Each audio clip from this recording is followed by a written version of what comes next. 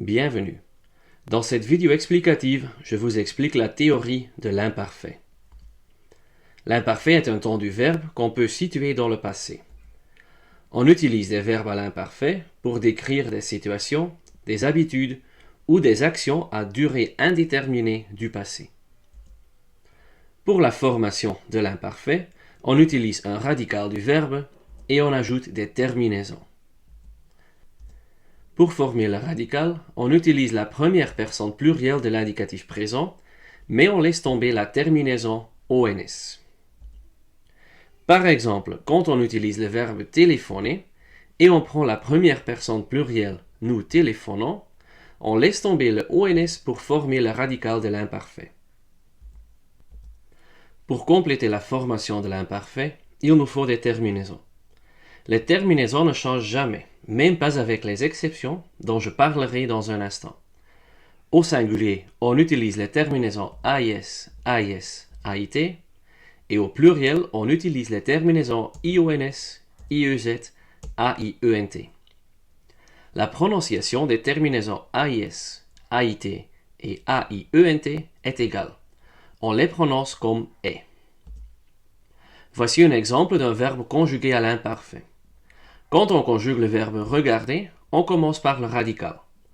On prend la première personne plurielle de l'indicatif présent, nous regardons, et on laisse tomber la terminaison ONS. Puis, on ajoute les terminaisons de l'imparfait AIS, AIS, AIT, IONS, IEZ, AIENT pour compléter la conjugaison. Je regardais, tu regardais, il regardait. Nous regardions, vous regardiez, il regardait. Il n'y a pas beaucoup d'exceptions quand on conjugue un verbe à l'imparfait. Il n'y a qu'un seul verbe qui est irrégulier pendant la conjugaison entière, et c'est le verbe être. Pour ce verbe, il faut étudier le radical par cœur. Le radical est été, avec un accent aigu sur le E. La conjugaison du verbe être à l'imparfait est alors j'étais, tu étais, il, elle ou on était, nous étions, vous étiez, il ou elle était.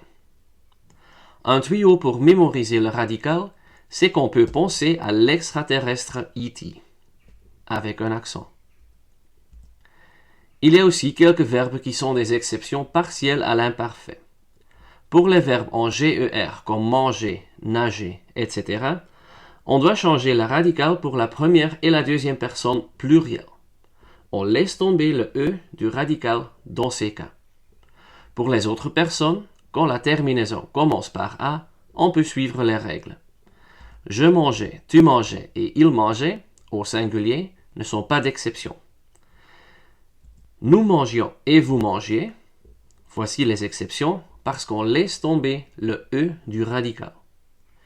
Et puis pour il ou elle mangeait au pluriel, il n'y a plus de problème. Pour les verbes en CER, comme commencer, déplacer, etc., on doit changer le radical pour la première et la deuxième personne plurielle. On laisse tomber la cédille du radical. Pour les autres personnes, quand la terminaison commence par A, on peut suivre les règles. Je commençais, tu commençais, il commençait ne sont pas d'exception. On ne laisse pas tomber la cédille. Mais pour nous commencions et vous commenciez, on laisse tomber la cédille du radical. Il ou elle commençait au pluriel ne fait pas d'exception non plus.